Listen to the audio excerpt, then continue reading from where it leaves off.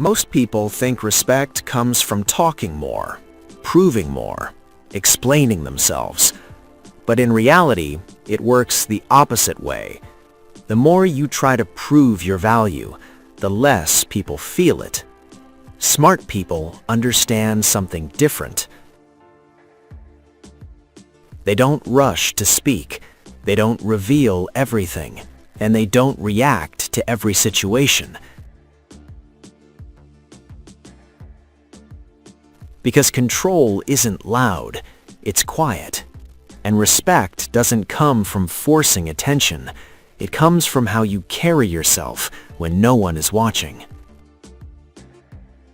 If you learn to stay calm, say less, and choose your moments carefully, you won't have to ask for respect.